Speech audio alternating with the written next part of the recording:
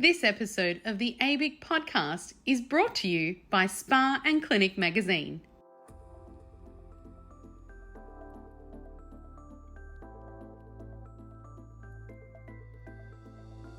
Hello and welcome to the ABIC podcast, your online support community for the aesthetic and beauty industry. Here, we're strengthening and unifying the industry through representation, innovation, and education. This is a platform created and dedicated to the aesthetic and beauty industry, valuing unity and advancement.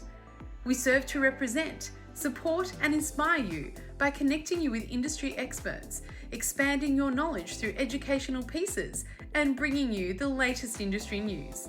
This is the ABIC podcast.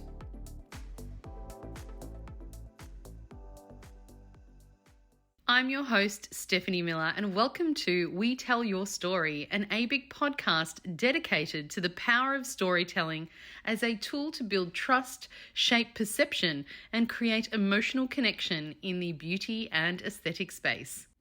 Today's guest, Stephanie McLean, the interim editor of Spa and Clinic magazine, is not just a journalist. She is a curator of transformation. Through every article, feature, and interview, Stephanie and her team give life to moments that define our industry. But telling stories isn't just for magazines, it's for you. As a clinic owner, therapist, educator, or brand, your story is one of your greatest assets. In this episode, we'll explore why storytelling isn't just a marketing tactic, it's a human need. What kind of stories actually connect with clients and peers? The neuroscience of how we process stories. How to craft your brand story in a way that resonates, and how storytelling builds loyalty, visibility, and longevity in a competitive market. This episode is your invitation to take the stage, not with perfection, but with purpose, because the more stories we tell, the more connected, inspired, and supported we all become. Welcome to the podcast, Steph. How are you? I am so good. Thank you so much for having me. How are you? I'm really well. I'm so happy to have you on the podcast. I love talking to you. We always have the best chats.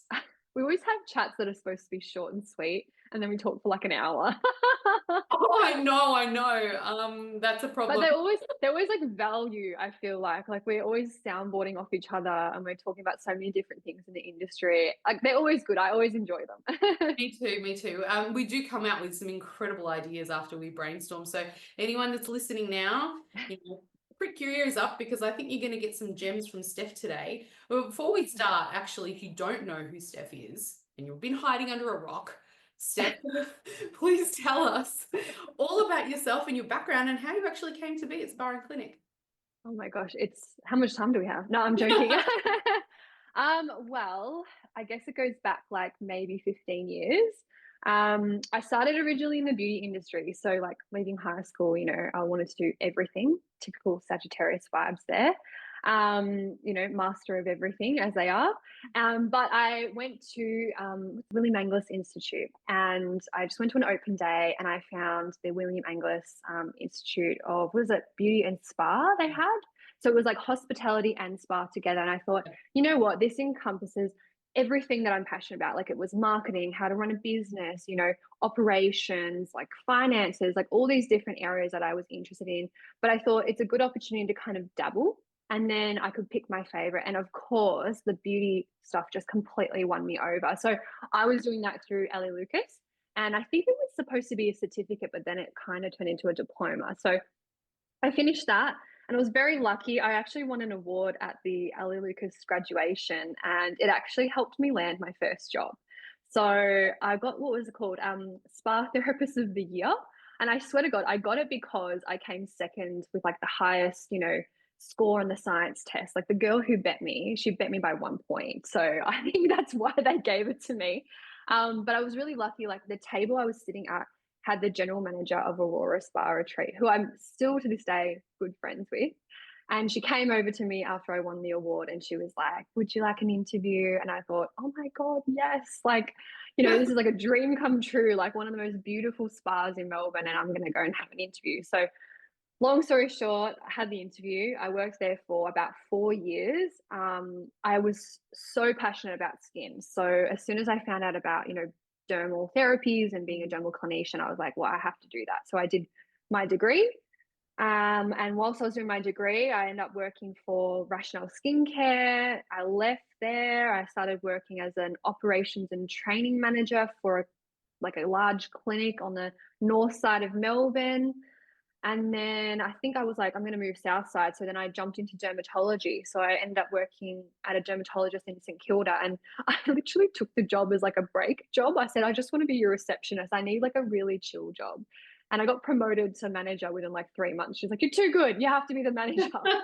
So I sort of did all of that. And then I sidestepped in a real ironic twist. I ended up working for Timely, the salon software company, because That's super the cool. original GM who used to work at Aurora worked for Timely, and she said, who could sell anything to snowmen?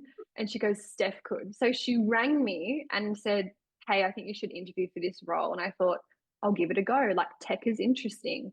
And then I've had my own, marketing business on the side for a few years as well. So we do websites, organic social media, paid advertising, a lot of like content creation, like photography, videography, and copywriting.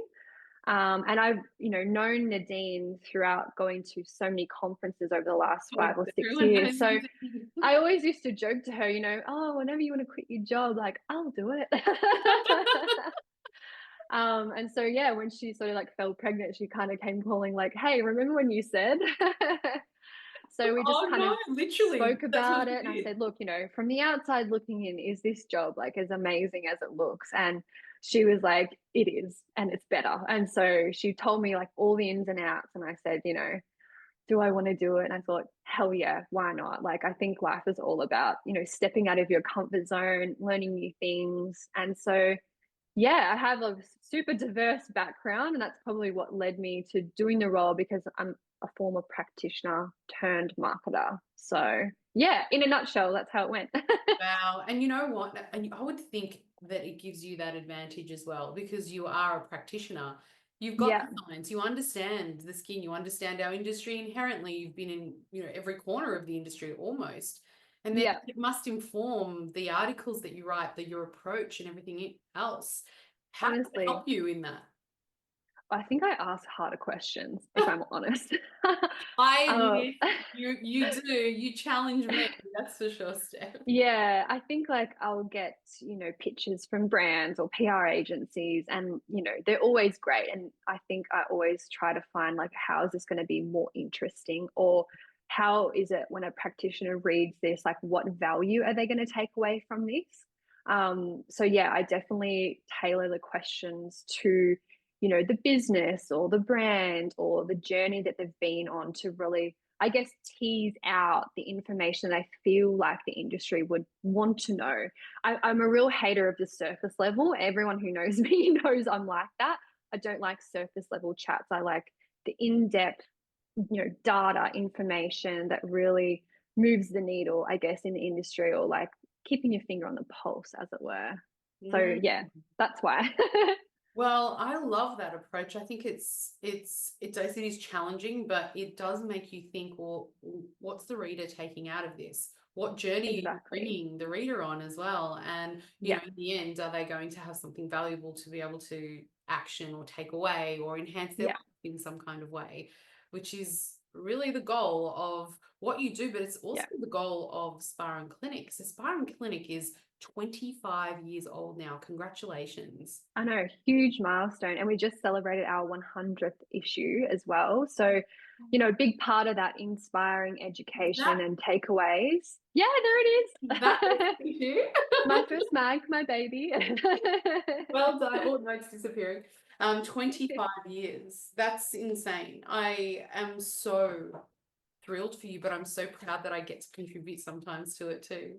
Yes, honestly, everything that you send across to us is so valuable. I think it's good that the readers have, different outlets and different brands chime in on everything, and it really helps them to see, what's coming, how do they prepare, should they be upskilling? I think like because it's quarterly as well, like enough time goes by that they sort of there's a lot of content in there that's really rich. It's not just Absolutely. clickbait. Yeah. And the beautiful thing is that, we're here to talk about stories in general. Yeah, But Spa and Clinic do this beautiful thing where everything is presented with some glorious type storytelling. And it's not yeah. just a news. When you read it, you don't think you're just reading news. You feel like you're going through this journey process. Was that Mm. on purpose, or did that evolve over time? Um, it's a bit of both. I think it's evolved over time for sure, but I think the goal for us is that we want to humanize these brands. So I've definitely had, pictures come through or articles come through that are very, I would say, almost salesy. And I just feel like it doesn't hit the nail on the head at all for the industry. Like I know myself reading stuff, I get fed up halfway through if I feel like it's not a really good story. And the truth is, people remember stories and they relate to stories more than just like an info packet. So if they're looking at it going, oh my God, that's me, or I know someone who's been through that, it helps them to understand and retain the information as well. So it's finding out like the why, I guess, behind the story, what's the purpose? Why are we here?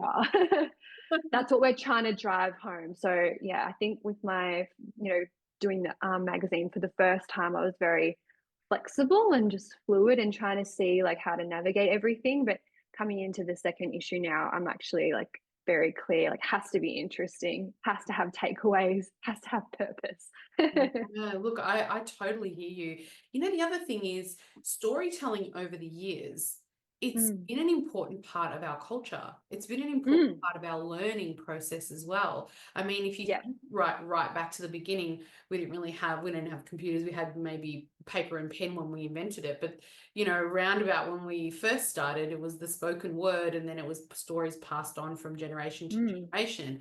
And they had to be sticky. They had to be exactly. meaningful. They had to have a purpose. They had to have a teaching. All of these things, I think, captured the essence of humanity and what it is to be a human Mm, through this storytelling, like vehicle of storytelling.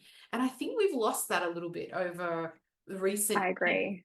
Everything seems to be short content, 60 seconds, then 30 seconds, Mm. 15 seconds. And now it's only 2.5 seconds that people are, oh, make your reel 2.5 seconds, otherwise you can't, It's so annoying. But I feel like in saying that, like it's been like a cultural thing. It's been like a reaction, I reckon, to COVID potentially as well, because all we were doing was sitting inside just clicking on our phones. Whereas I actually am seeing more now that people are going back to that long form content because they want to know more, like watching a 6-second video doesn't really give you enough to like actually learn anything.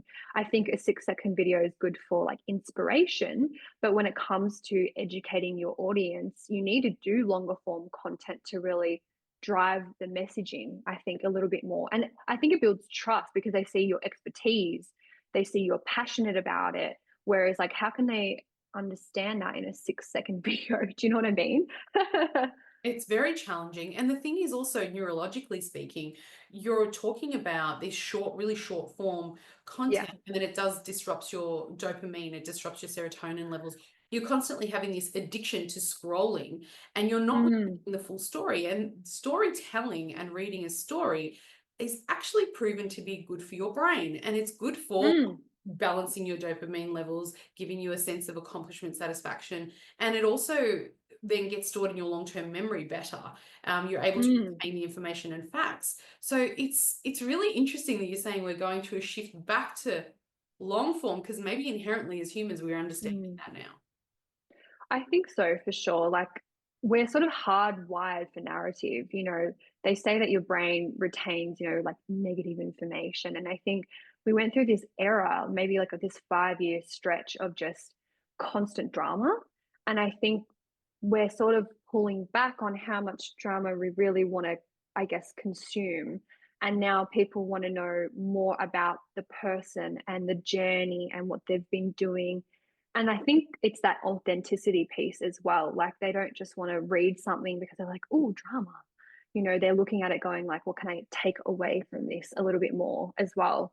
Something I really wanted to do with the last issue was with the 100 tips. I wanted to have a section in there that was like, what are the top 3 things you're going to action between now and the next magazine? But we ran out of space. Oh no, I would have been up for Yeah, that. because I thought, it's good when people like Challenge. look at stuff. Yeah, and I think it's nice. Like people want connection, and I think stories give you connection because you feel something.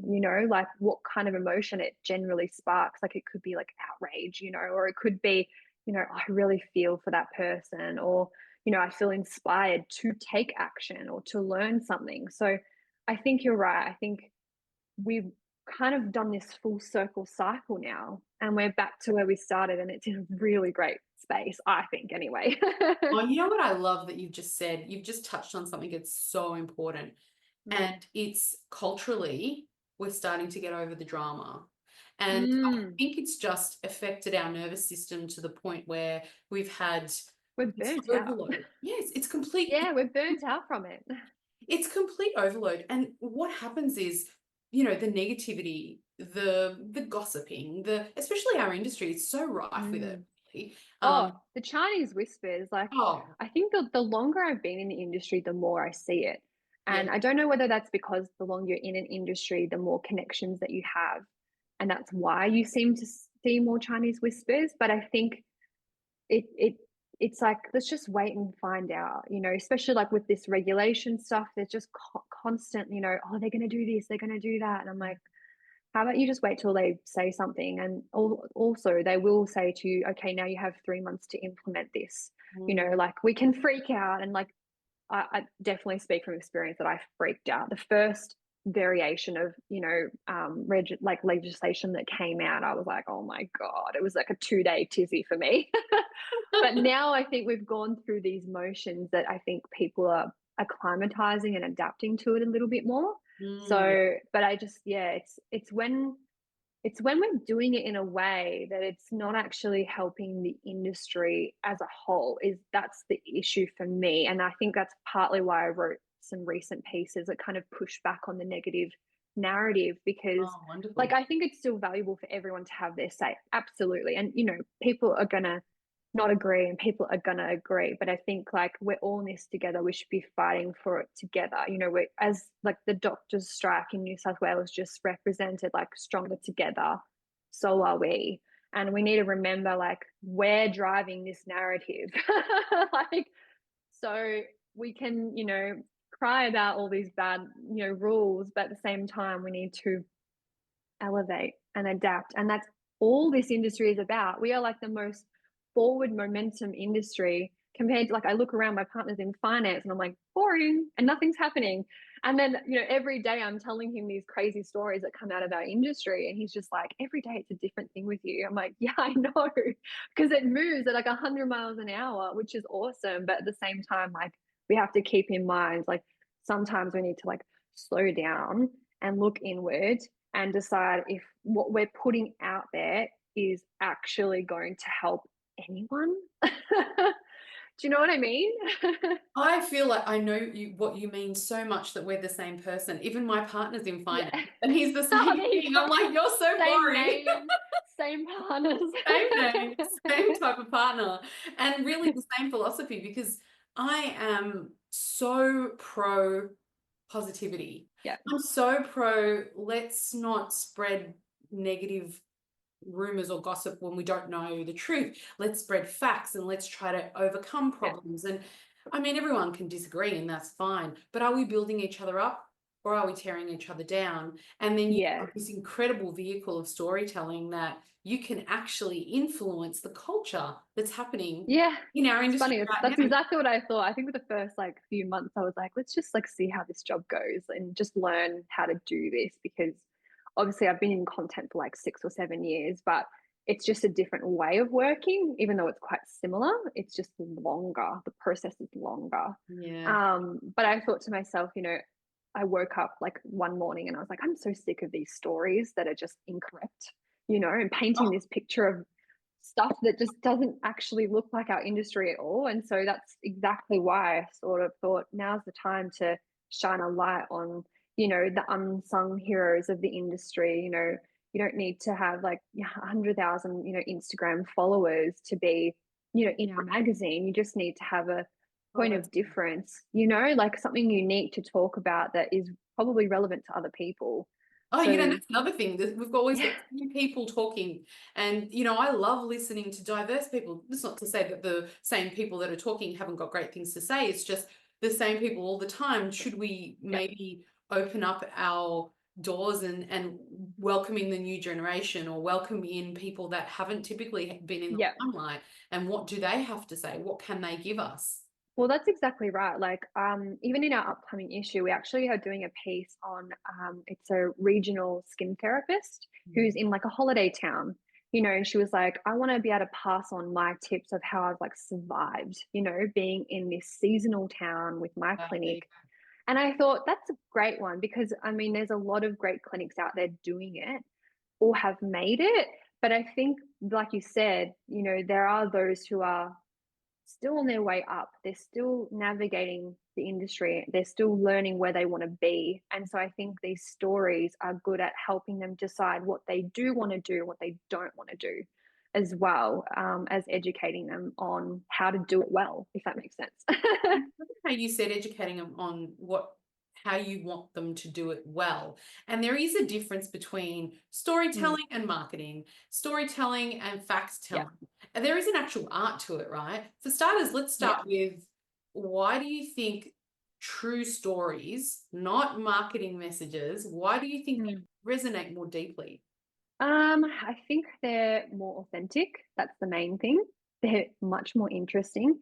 And I think the industry is so much more educated now. Like we can tell the difference. The rise of social media, you know, blogs, podcasts, like all these different mediums, like it's gotten so much more noisy in the last few years. And I think when brands approach us and they want to do a piece on, say, like a new piece of technology, I'm always saying, how about we incorporate a clinic that has the device? They can tell us about their experience using that device.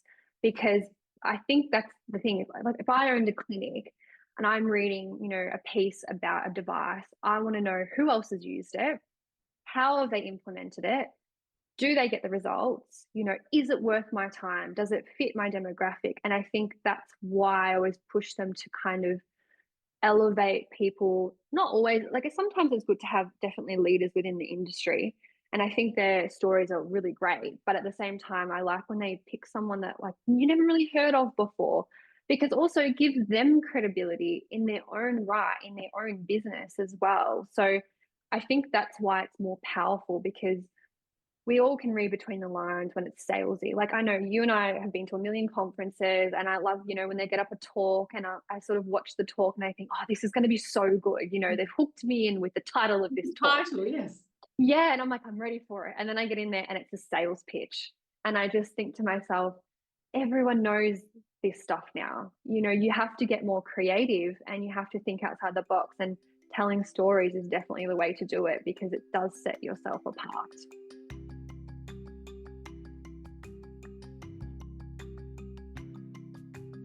Looking for a media partner that doesn't just promote but elevates your story? Spa and Clinic is more than just a magazine, it's a movement. For over 30 years, they've been the voice of the professional beauty and aesthetic industry, sharing the stories that matter most.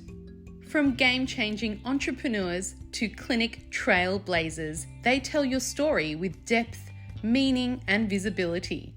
Want to be featured? Visit www.spaandclinic.com.au and connect with them today.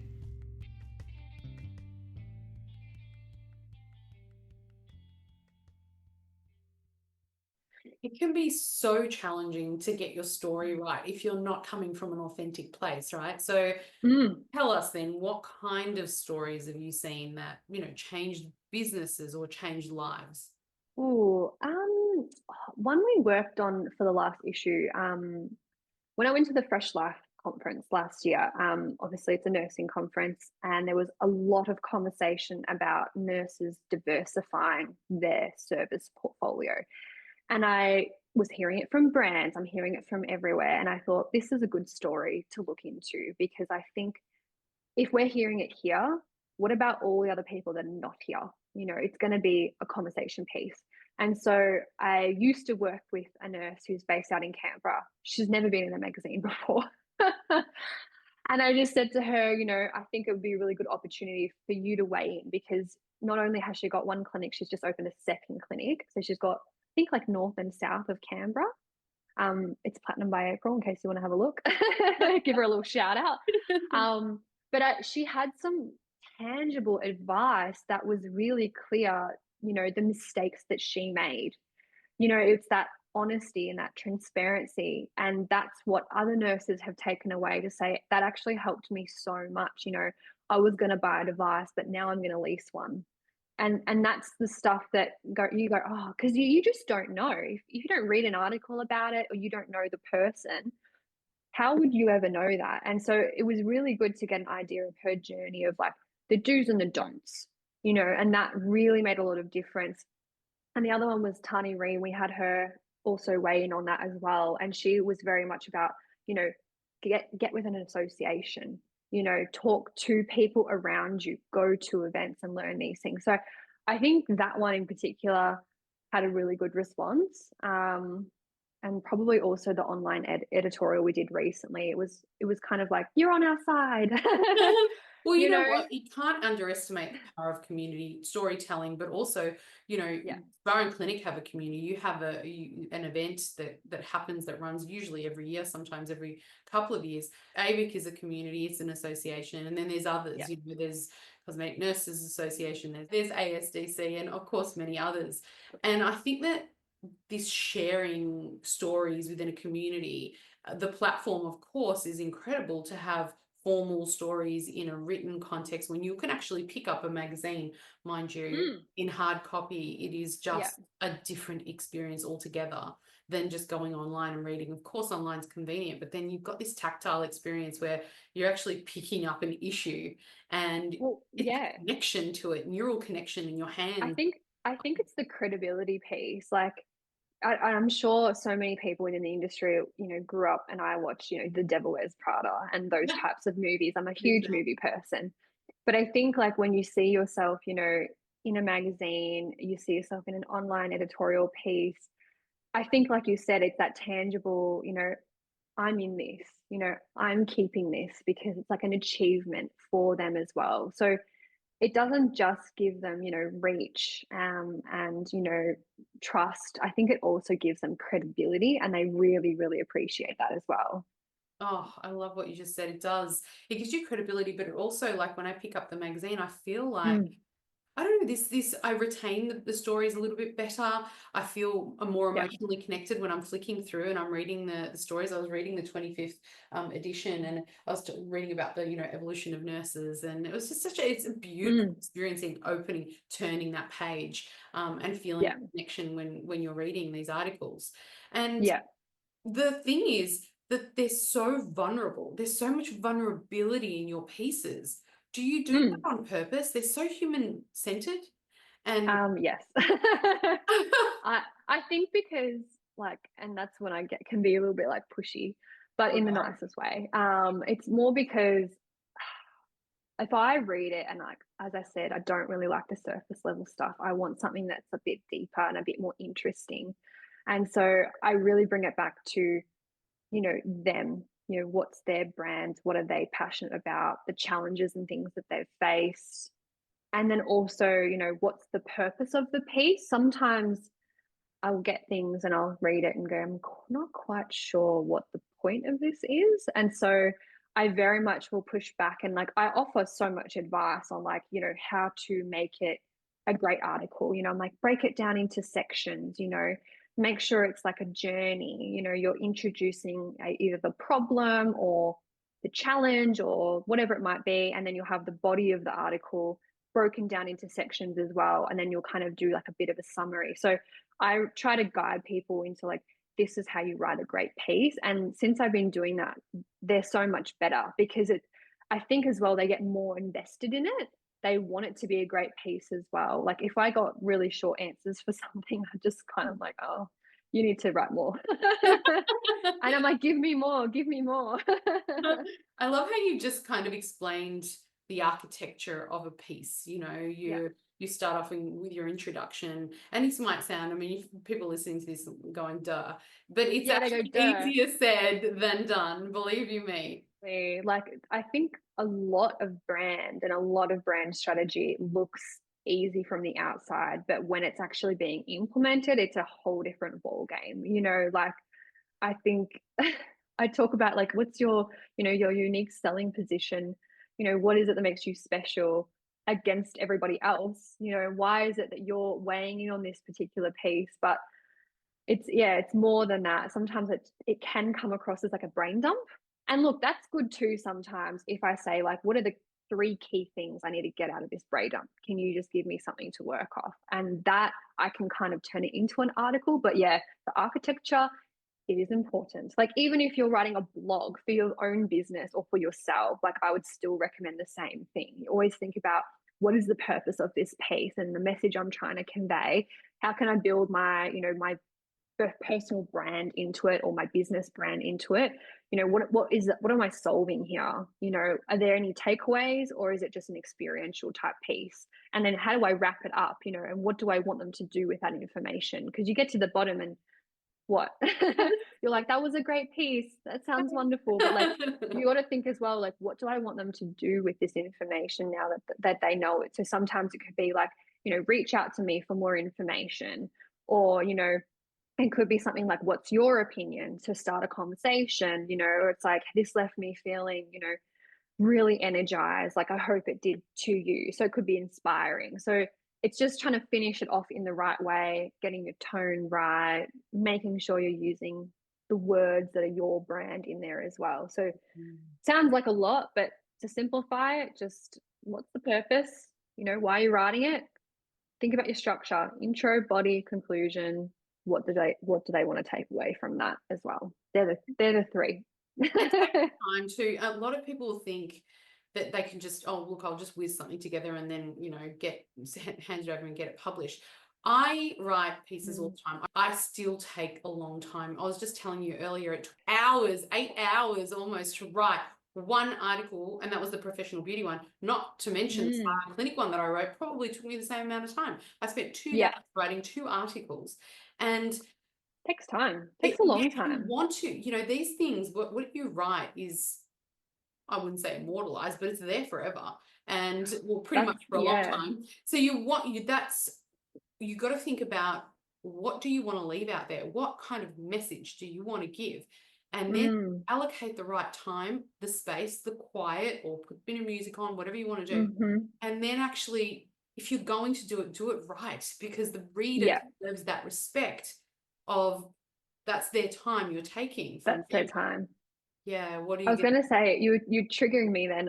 So I have like a writing ritual. to tell us about it? So I light a candle, I put on a cup of tea, you know, I've got my like, you know, T2 set here, put some scents on and things like that. And I always like turn off all my tabs, you know, and I'll just have the tab that I need open to do the writing. It has to be quiet. I kick my little puppy out. And I just sit and I write it. But I think the one thing I was going to mention, which you triggered for me, was sometimes you can write a piece, but you need to sit with it. You Yes. know, like for example, I have written a piece or have been writing a piece for about 2 weeks now. And I had to sit with it for a few days and I had to reread it with fresh eyes to make sure it actually made sense. Because, like you said, if you rush that, you'll stuff it up, you'll mix up the messaging, and it won't be clear to the reader like why they're here and why they're reading it. So I think sometimes if you're not sure, you've written something, you're not sure, just sit back and like just leave it for a day or so, you know, as best you can. Obviously, sometimes time is of the essence, but I think it's sometimes good just to sit with it and read it with fresh eyes so that way you can make sure it actually makes sense and it actually flows the way you want it to. When I go back and reread, even after it's published, I'm like, Mm. oh, I should have said that different. So do I. Do you do that? I'm like, could have added this, could have taken that out. But I think like as someone who's writing a lot, like we're constantly critiquing ourselves and we're constantly thinking about our language and how we can make it sound a little bit different. And like, I hate reading stuff that all sounds the same. That's actually one thing I was going to say: when you're writing a piece, please do not copy everybody else. Like Oh, sometimes there's conversations that start in the industry and people want to just jump on board them and they want to give their 2 cents, and that's all well and good. I think if you can offer value in that space, totally fine, go for it. Do you. But I think sometimes, like, if a certain amount of time goes by and then you're jumping onto it and writing something, and it's like, ah, it's already been said. You have to consider that as well. Like, keep it unique to you if you can as well. I love that. Let's talk controversy. Chat GPT. It's like twofold, right? Like, I get submissions that are definitely written by ChatGPT, and I see it online as well. Like, I mean, I'm always on Instagram trawling for new stories. So just remember, peeps, I'm having a look too. So think about that when you're putting it out. But you can always tell, like, GPT has like certain phrases that it likes to use. And even like the way it spells doctor, like I always see that online as How do you well. think It's it's like, spelled doctor?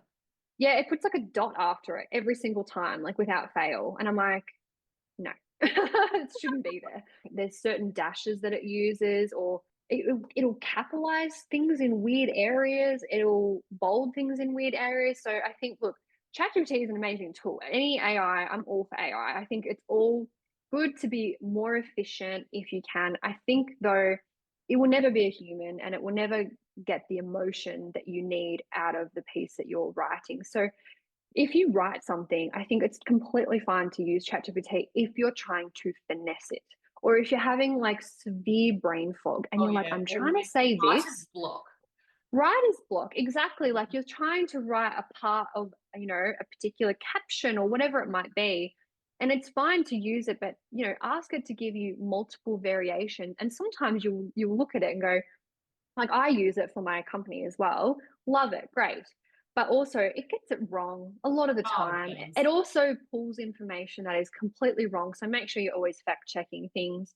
But I think there are other options out there on the market if you want to have, like, say, consistent brand voice and things like that. So, like, have a look at other AI platforms. Like, I can't think of anything off the top of my head, but there are so many out there that you could basically like plug in all your information to and being like, this is my brand, this is the wording that we use and this is how we do it. And it will help you to write. But I think you always have to reread it. Like, I get stuff sent to me and I'll say, look, I'm sending you 5 or 6 questions. I need about, 150 words for each answer. And like, you just hope that if they write it without using any AI, fantastic, because I'll go through and finesse it and I can send it back to them and say, is this still on brand? Is this correct? Like, I've even sent that to you as well. I got a quote from you the other day and I just thought, I'm just going to write this in a certain way and hopefully Yeah. that's what you were saying. And then sent it back to you and you were like, oh, yeah, that's right. But that's the thing, like, you just use it to like support your writing, but I wouldn't heavily rely on it because you'll just sound like everybody else. Like, if you don't have any brand voice, how am I going to differentiate your brand or your clinic from the next one if it all sounds the same? So I think that's where you've got to select, like, 20 words that resonate with your brand. Oh, Think of like Go To Skincare, Frank Body. All of these brands have like a language that they use in their writing or a style of writing. So just start with selecting the words that you think would resonate with your brand. Like, and try not to use words that are overused. Like, I always see holistic. We've been there. Holistic's been there. six Move on. still thing. Move on. Holistic. I'm like, yeah, we're all doing holistic for the last like 5 years, 10 years now. So think of, if you think, all right, I have a holistic clinic, that's fantastic. But how can you say it maybe in a different way? What words can you use that slot in that are, part of your brand that are not what everyone else is saying? I feel like there's a big conversation here because, we are using AI tools. Some people are coming out of their shell thinking, oh, I might have a little bit more confidence to write or contribute now that I've got a little bit of help. But they're Hmm. also suffering from this imposter syndrome. And I hear this phrase all the time. True. And I wonder, what does it really mean? But what can you tell beauty professionals out there, people in general, that don't feel Hmm. confident, or let's just say important enough to be able to contribute their story? How do they get started? How do you overcome this ick This factor around? fear. It's really Oh, hard. Okay, there's like two things, right? Like, you are your story, number one. Okay. So, like I said before, it's your passions, it's why you got into the industry, it is what you want to do.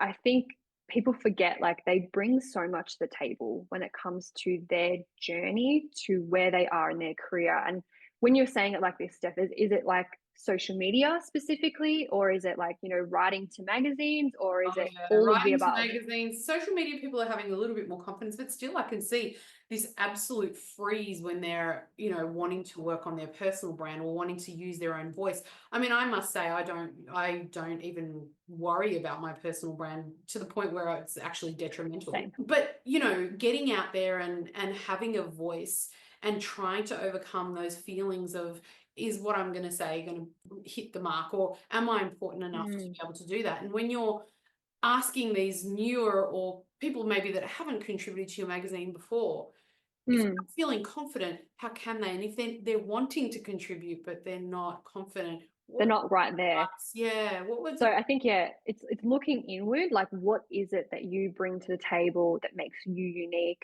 against other people? And like there's always going to be someone who is similar. Like it's just inevitable, right? So, but find something that feels like this is your lane, this is what you're good at, this is what you want to do. And I know you're like, there's that barrier where they're like, oh, I'm just not quite there yet. I would say to that, just start. Honestly, like especially with social media, like it isn't it.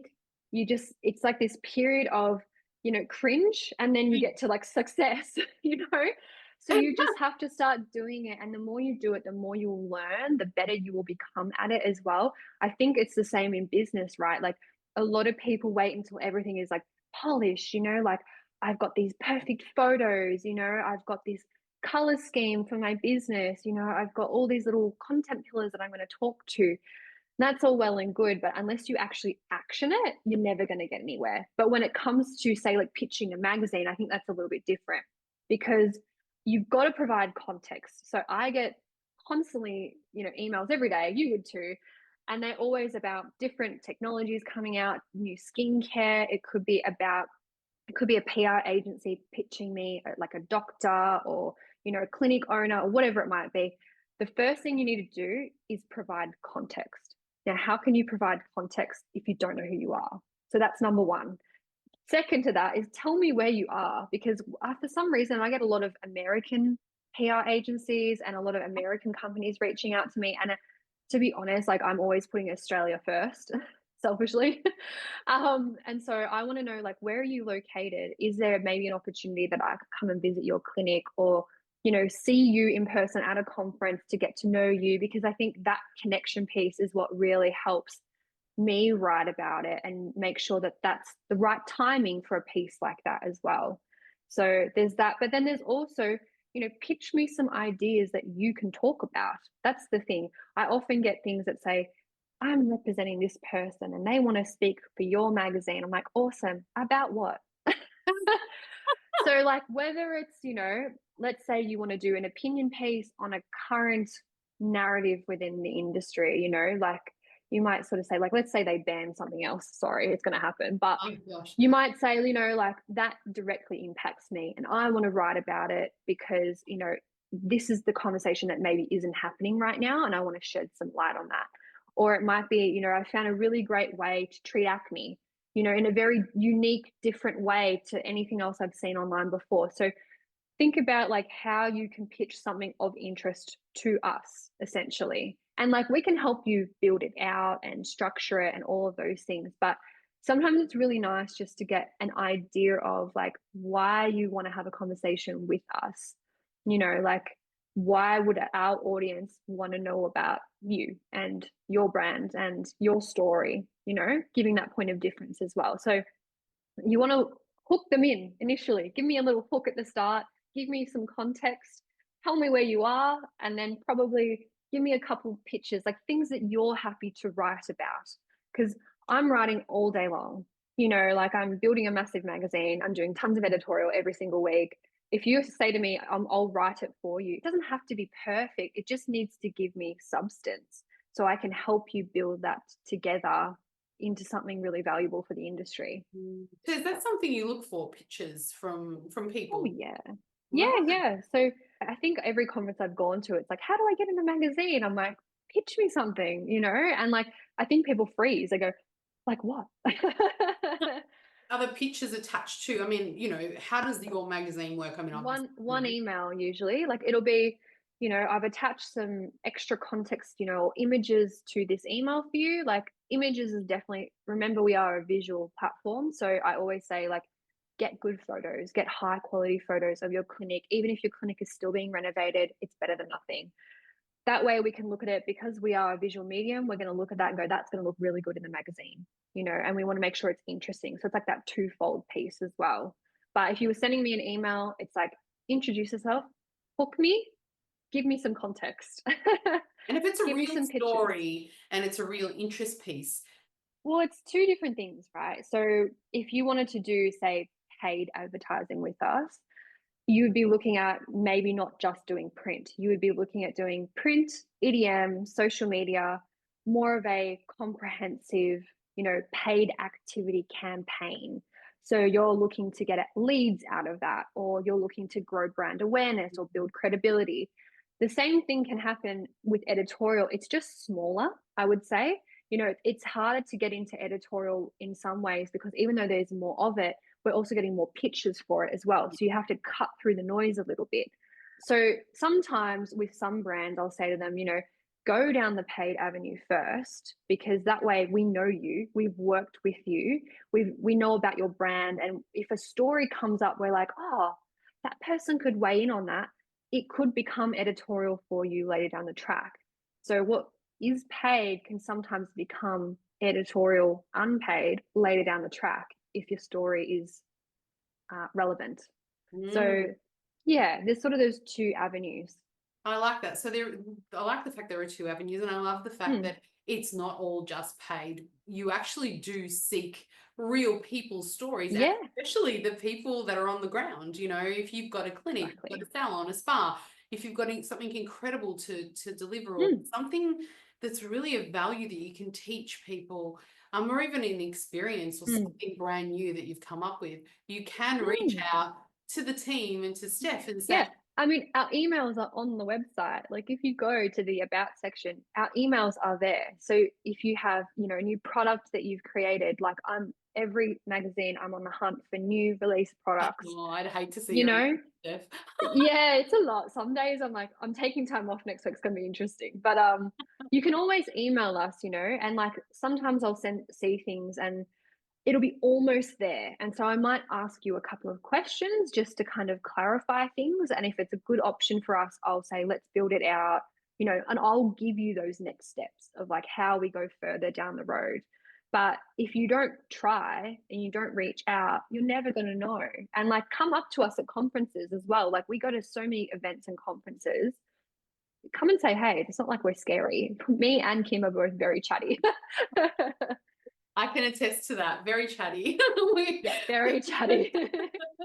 I love it. I definitely need to get you back because you're such a wealth of knowledge and in so many different areas too. And every time Yeah, we talk, I'm I like, have a okay, lot. oh, that's another thing we need to do I've together. done it all.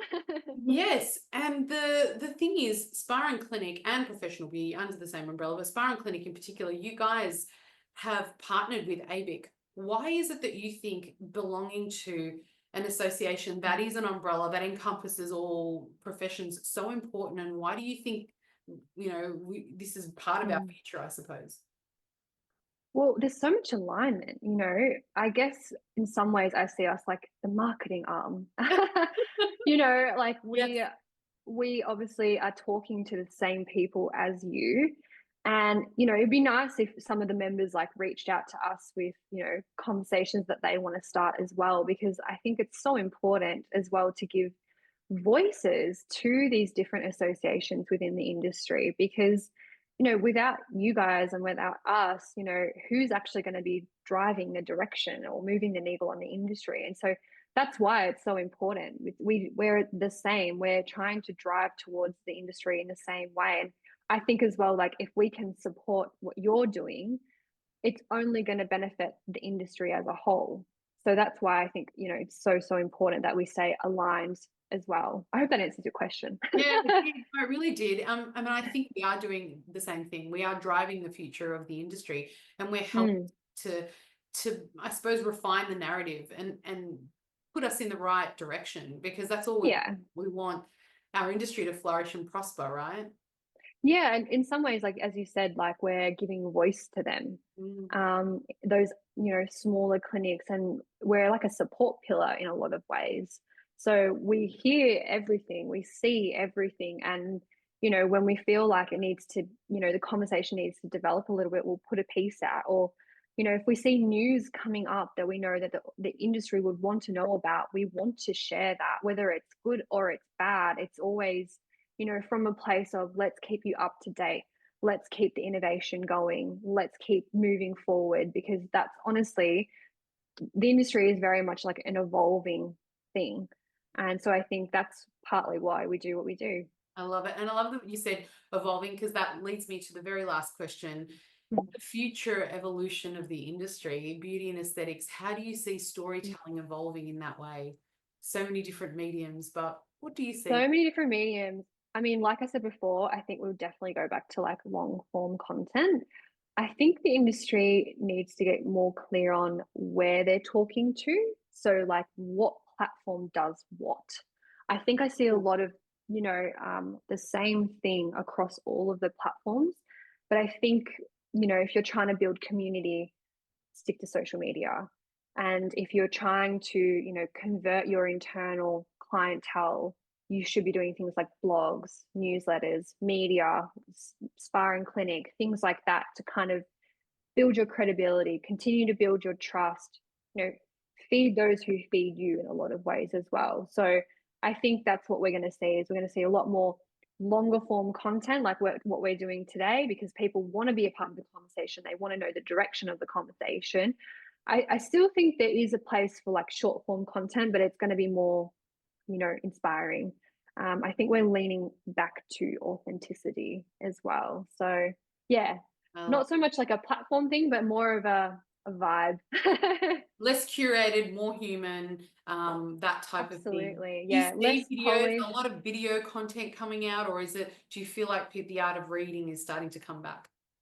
I think it's a bit of both. I think you use the video to start the conversation, you use the print to give all the information. So think of your, video mediums as your, this is going back to my marketing, but like as your funnel, these things are your top of funnel activities. So you want to be doing like a little teaser, give them a taste, but like direct them to read your article, because like your end goal is going to be either you're building your credibility or you're trying to book conversions. So like where are you directing that traffic to is always something to keep in mind. So I think, yeah, bit of both, but I think they go hand in hand. Thank you so much for your gems. We could talk forever, and so I will have you back, but it's just such an enlightening conversation. It's different to the conversations I usually have, which I'm sure our listeners will love too, and it's very refreshing. Thank you so much. We love you as interim editor of Sparring Clinic, and thank you for all the work you do as well. Thank you. It was lovely to be here today. Thanks for listening, everyone. You've reached the end of another episode of the ABIC podcast, your online support community for the aesthetic and beauty industry. Thank you for listening, and until next time, stay connected.